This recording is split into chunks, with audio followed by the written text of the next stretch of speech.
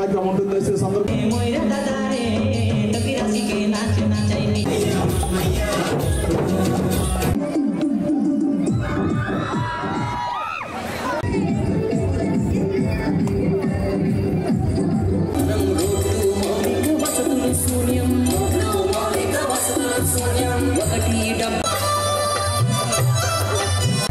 All India ST employees association national president గా ఉన్నారు వారు గౌరవ కలెక్టర్ మేడం చేతులు నంబర్ ఫైనలైజ్ చేసి మీ అందరికి మీకు ఏమైనా సమస్యలు ఉంటే భూ సమస్యల మీకు ఏమైనా అగ్రికల్చర్ సీడ్స్ కావాలా విత్తనాలు కావాలా ఏదైనా మీరు చెప్పొచ్చు. సో మీకోసం ఎక్స్క్లూజివ్గా ఒక నంబర్ కూడా తయారు చేసి గ్రివాన్స్ నంబర్ని ఒకటి పెడతాము.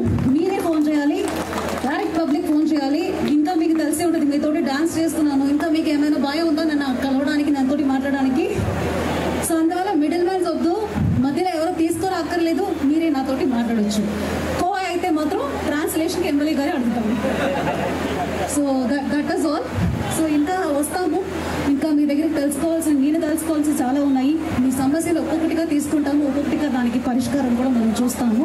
That is a promise from my side and that is a message మన సీఎం గారు కూడా మా అందరికీ చెప్పి పంపించింది కూడా అదే.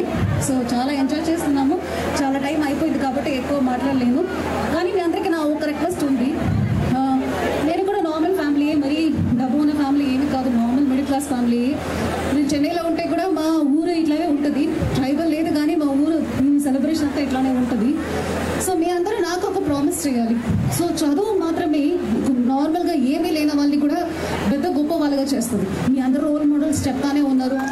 సో నాకు మీరు ఏం ప్రామిస్ చేయాలంటే ఏమీ లేదంటే కూడా చదవండి. చదివితే ఒకటి చాలు, ఒక జనరేషనే మారిపోతుంది. నేను కూడా ఎగ్జాంపుల్, నా ఇంట్లో ఏమీ లేదు. ఇప్పుడు వెళ్తే కూడా చెన్నైకి వెళ్తే నేను ఆటోలోనే వెళ్తాను.